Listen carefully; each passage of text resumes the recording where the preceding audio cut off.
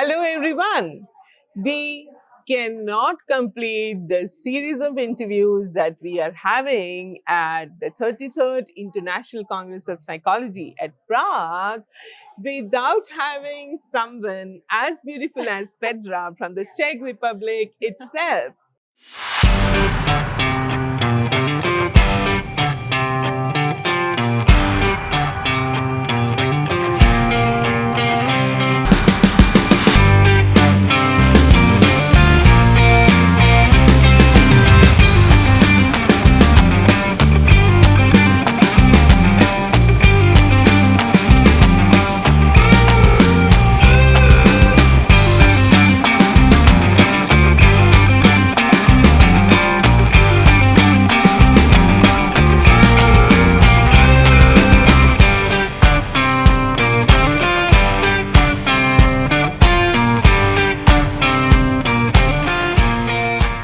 So, my dear friends, we have a very talented PhD candidate from the University of Palaska who is doing her research in a very, very interesting topic that is deception detection. What is that, Petra? Would you like to inform our audience about a little bit about yourself and your study? Yes, of course. Thank you so much for having me here. That's I would like to say at the beginning. Basically, my research is about using non-invasive technologies towards deception detection. I use with my colleagues 4 different approaches towards detecting someone's dishonest behavior. It's about measuring facial temperature via infrared thermal imaging, then behavioral analysis via face reader software, remote photoplethysmography, which is about remote measuring of heart rate variability of the participants. And the last but not least is eye tracking for measuring, for example, pupil dilations, eye blinks, eye movements, or eye fixations during the interrogation. Great. And what do you compare it to, the data that you collect? Is there already set parameter of honest data already available? And then you compare it with this data? How do you go about it? Yeah, basically it's about collecting different type of the data. We have baseline. It's like the relaxing period when the participant just sit calmly and do nothing. And then we ask them to answer a series of different questions Okay. when instructing them to answer half of them completely truthfully and half of them completely deceptively. And then we compare all of those data in between. So, for example, we combine baseline versus truth telling, baseline versus deceptive telling, or lie telling versus truth telling, and all of this all together. Okay. So it's like using a different equations, different multi-level models, and so on and so forth to merge all of those data together and then combine them to see which behavior or which physiological marker can be the best indicator of someone's deceptive behavior. Yeah. So when we were talking about your research, you told me that it is going to be useful in criminal psychology and forensic psychology, and to detect dishonest behaviors and to help people become accountable for them. But I have a very interesting question in my mind. There is a lot of infidelity in trend right now. I don't know about your country. I'm not sure about this, but I think it's been an issue here as well. Yeah. So, can one partner, a wife, or a husband use it, your model of deception detection, to find out? It would be quite funny. But I must say that we are still at the beginning of the strict laboratory research, because in the future I truly hope that it can be used in forensic psychology, in work and organizational psychology, in, for example, job settings, maybe even in those situations as well. But it's very important to claim it even in here or in our upcoming articles that we are still at the beginning of establishing the correct approach how to firstly work with those type of technologies, Yeah. how many conditions we have to follow to be even able to collect reliable data, and last but not least, how to do the statistical analysis. Yeah. For example, now we've been using different approaches via machine learning and neural networking to be able to somehow describe or find a new classifier of how accurate are those technologies, and how high is their accuracy, for example, in comparison with human deception detection. Yeah. Yeah. Because we human beings are, to be honest, not that good at this detecting. To be honest, you said. Yeah. To be honest, you said. Exactly. Yeah. It's like a professional deformation. Yeah, but basically, it's been said that people in general, are able to detect this honesty in 50, maybe 54%. Of course, it depends on our experience. For example, some police interrogators. And some people are, good at it. Is there a gender-based study as well, where you can say, that females are better at, tracking the... Yeah, this is very interesting. I'm not aware about any study who explore the gender differences in deception detection abilities. But maybe women are better able to pay attention towards emotional micro expressions in human faces. And the intention of the people, because we are hyper vigilant when it comes to That's so you know right. what I mean. I totally know what you mean. So and one more thing, is it also related to the hypervigilance that comes with threat perception, maybe?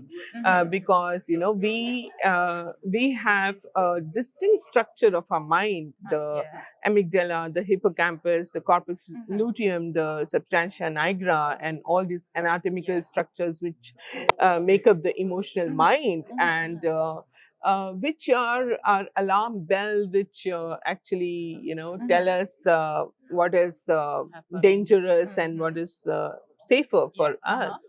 So do you think that this inbuilt alarm system also works in deception detection? Exactly. You said it absolutely perfectly. For example, nowadays, a lot of studies have been conducted using fMRI to detect dishonest behavior, because it seems like some structures of our brain can be truly activated more under deceptive conditions rather than truthful conditions. And it may be related to this fight or flight responses, let's say. And it's the same with our physiological reactions, because of course, deception has traditionally been connected to feeling of fear or heightened anxiety, stress, and so on and so forth. And it's basically our main assumption that if the liars are being afraid of being caught under certain conditions, then of course their physiological and maybe even behavioral reactions are going to be more prominent rather than the truth tellers. Exactly. And that is going to be directly linked to the emotion of fear and all these emotions and physiological expressions of the fear. One more thing, Petra. Are there some positive outcomes of lying? And, because we have to, being psychologists, understand the motivation behind lying and dishonesty and deception, and rather than just categorizing people and catching them by this deception detection techniques, can we have something which is more educative, transformational, and helping to understand why this is the nature of man to lie and be dishonest, and understand the motivations, intentions, and sometimes they can be positive intentions and motivations. Exactly. This is such a broad area of interest, and it has been even within the philosophical tradition.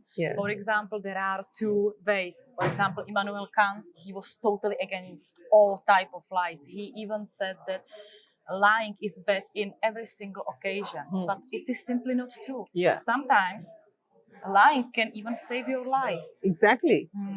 for Or example, someone else's life. or exactly, or someone else's life. It's not been that long ago. I mean, the World War II, when people tried to hide some of their Jewish neighbors Yeah. or their friends, basically, to save their lives, and they had to lie to save not only themselves but also their friends.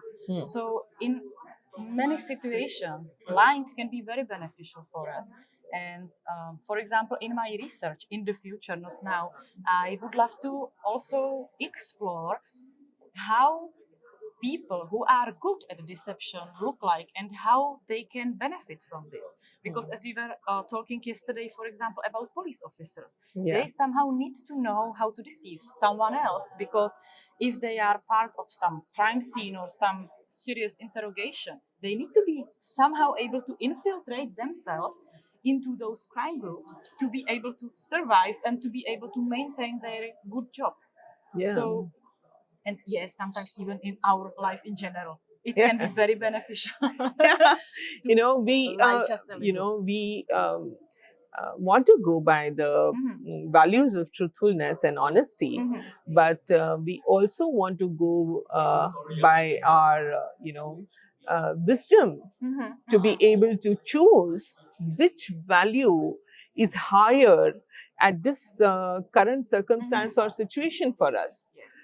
So we don't want to be rigid or dictated.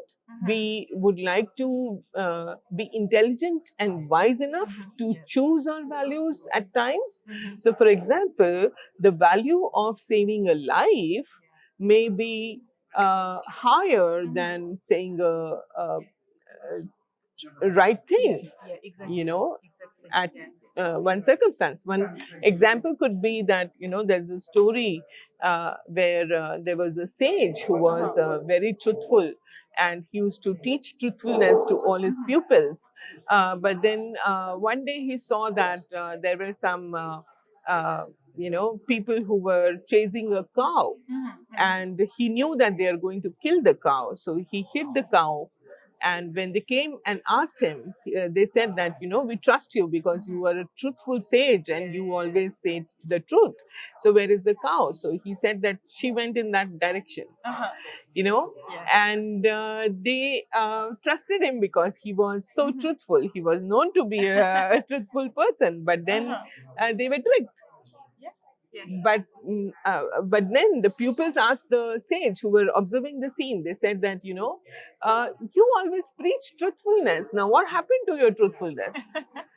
So at that time, the wise sage, he actually chose to be dishonest to save the cow's life. Yes, exactly. It's such a big topic, and we could talk for hours about the morality of deception and the morality of truth telling. Yeah. Because, at least in my opinion, we just cannot live 100% honest lives.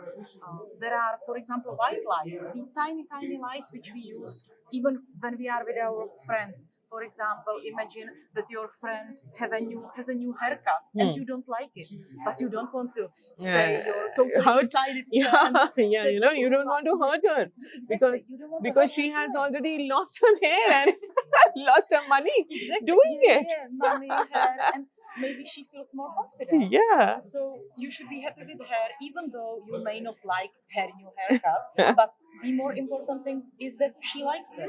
Yeah. So choosing the value of not hurting your friend versus telling the truth. Exactly. And then what is more important? Probably not hurting your friend's feeling. Yeah. So, Petra, we thought that we are not going to speak so much of your research.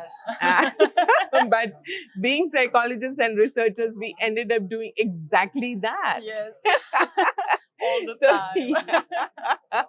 So now, for our viewers, I would like you to tell us something about your beautiful country, Czech Republic, and why should more Indians come and visit you?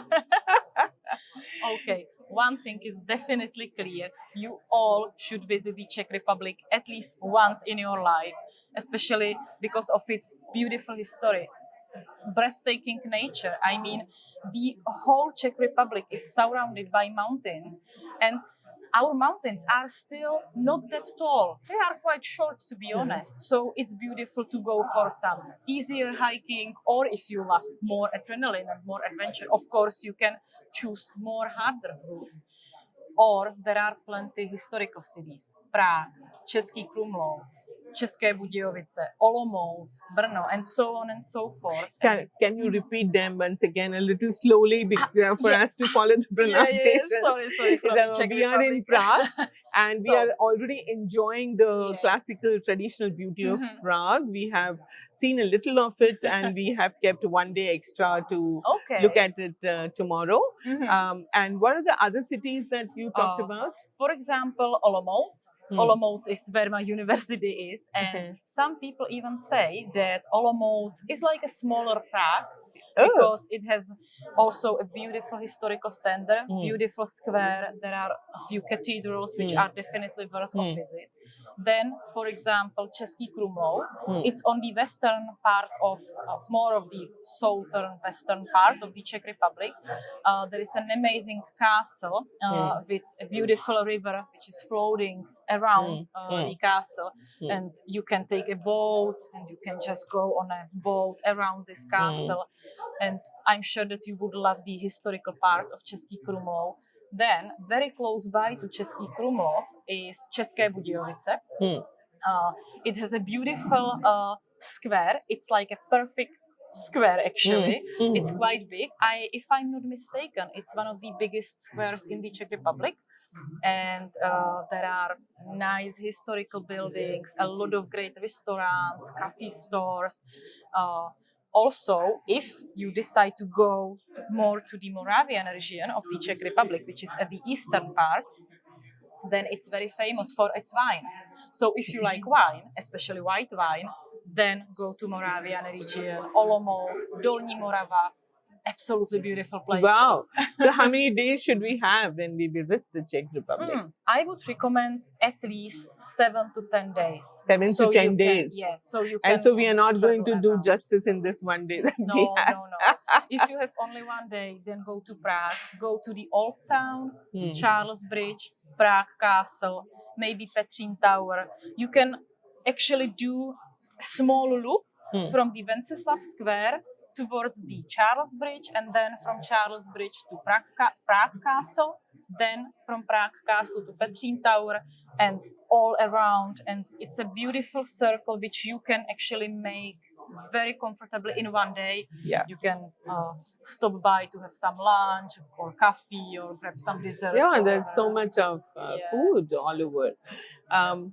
Also, I would like to ask you a little bit about your experience of hosting this ICP in your country. What was it for you? We are on the last day today, and it's been a wonderful 6 days of learning, and so what is it that you would like to tell the audiences about your major takeaways, your experience of meeting so many people from different countries? To be honest, I was very afraid to come here. This is not my first international conference I've been to, even as a speaker, because I love attending conferences. But this is the biggest congress I've ever been. And I was very delighted that it's in Prague, our capital city. And I cannot be more satisfied with how it went. I mean, I've met so many amazing people, including you, including your son, who is behind the camera, and many, many more. And I'm sure that it has been beneficial not only for my own experience, but also for some cross-national collaboration, which we can build in the future. Yeah. Because there are maybe 5,000 people, maybe even more, at least from what I've heard. Yeah. And it's just been a wonderful experience for me. And I'm looking forward to ICP 2028 in Melbourne. In Melbourne. I hope we can meet each other yes, there. Of course. Yes, together. Yes. And I hope that, many more people, psychologists from India, come to foreign shores to attend these conferences and look at the great research work that people are doing, and they learn and they also bring their own insights and contribute. So it's been wonderful, Petra, being with you, talking to you. Thank you so much for everything. And thank you so much. please do come to India. Yes, I will. I will. Yeah. Thank you so much. Thank you so much. Thank you. Bye-bye.